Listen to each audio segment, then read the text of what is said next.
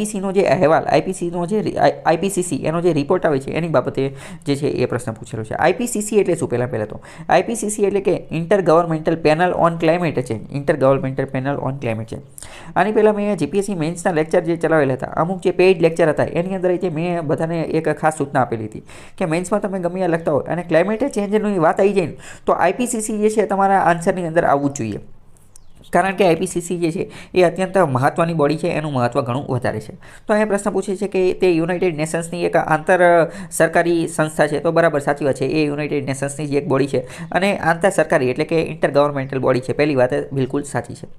બીજી વાત કેમ કહે છે કે તેનો પ્રથમ રિપોર્ટ 1990ની અંદર બહાર આવેલો હતો. ત્રીજું એમ કહે છે કે વાર્ષિક ધોરણે એ અહેવાલ બહાર પાડે છે. ચોથું એમ કહે છે કે તેનું મુખ્યાલય પેરિસ, ફ્રાન્સ ખાતે આવેલું છે. પહેલાં તો એનું જે હેડક્વાર્ટર જે છે એ પેરિસ, ફ્રાન્સમાં નહીં પરંતુ જીનીવા, સ્વિટ્ઝરલેન્ડની અંદર આવેલું છે. બીજું, એ વાર્ષિક ધોરણે રિપોર્ટ નથી બહાર પાડતી. આ રિપોર્ટ કંઈ એવા નથી કે દર વર્ષે બનાવી નાખે. આ રિપોર્ટ જે છે એ ઘણા બધા રિસર્ચ કરી અને પછી બહાર પાડે છે. તો એ રિપોર્ટ બનતા વાર લાગે, જ્યારે બને ત્યારે લોન્ચ કરે છે. એવું કંઈ નક્કી નહીં કે દર વર્ષે લોન્ચ કરી નાખે. એ તો એને જ્યારે સારું લાગે ને ત્યારે લોન્ચ કરે છે. અહીં આપણે થોડીક વાત કરીએ. આ આઈપીસીસી એટલે કે inter governmental panel on climate change, આનું ફૂલ ફોર્મ જે છે એ પણ પૂછાઈ શકે છે. આ ઇન્ટર ગવર્મેન્ટલ બોડી છે, યુનાઇટેડ નેશન્સ અંતર્ગત કામ કરે છે અને આનું મુખ્ય કાર્ય શું છે? 1988ની અંદર બનાવવામાં આવેલી હતી. કોણે બનાવેલી હતી ને એ અત્યંત મહત્વનું છે.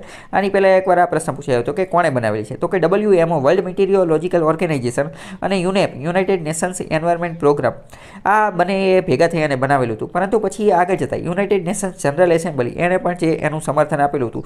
જીનેવા, સ્વિટ્ઝરલેન્ડમાં એનું હેડક્વાર્ટર છે. 195 જેટલા સભ્ય છે. બાકી આ લખેલું છે એ એટલું બધું કંઈ કામનું છે નહીં.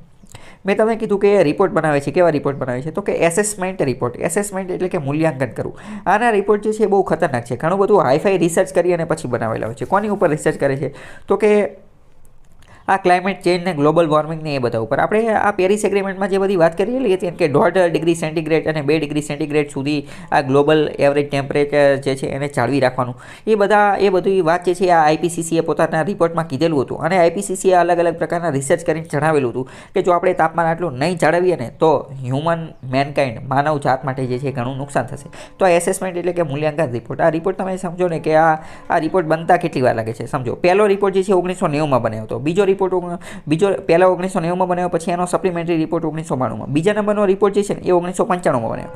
કેટલા? 5 વર્ષ. એક રિપોર્ટ બનતા 5 વર્ષ લાગી. ત્રીજો રિપોર્ટ જે છે એ 2001માં બન્યો અને ચોથો જે છે એ 2007માં બન્યો. તો આ 6 વર્ષ લાગી ગયા એક રિપોર્ટ બનતા. પછી ડાયરેક્ટ 2014ની અંદર રિપોર્ટ બન્યો. બરાબર.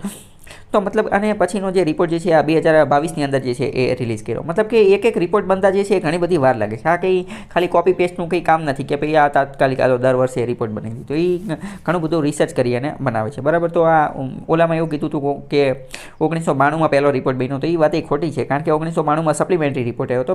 પહેલો રિપોર્ટ તો 1990માં બન્યો હતો. તો એ આધારે જવાબ આવશે.